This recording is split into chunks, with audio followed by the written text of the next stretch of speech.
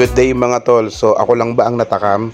So iyan yung pakiramdam ko every time na nakikita ko nagpo-post si Tol Darrell ng mga masasarap na pagkain na ino-offer nila dito sa Da and Rhea Food Hub. Makikita nyo to sa may tapat ng Centro Mall along Sumulong Highway. Pasok kayo ng Josefina Village, unang kanto kanan, at makikita nyo na yung physical store nila.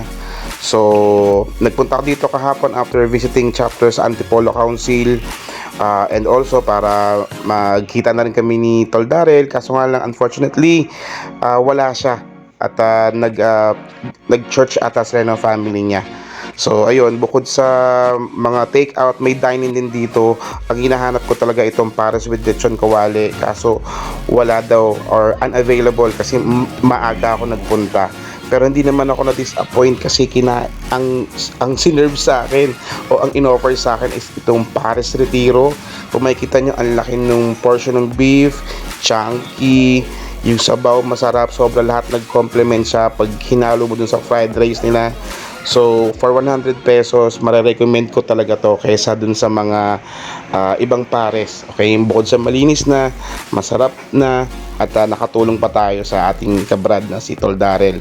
Bukod sa mga ino-offer nilang mga pares at mga budbod, meron din sila mga pansit bilao, may short orders, may mga barkada package, at kung you have a family na wala pang ready na pagkain sa bahay, pwede kayong mag-dine in, pwede kayong magpa-deliver.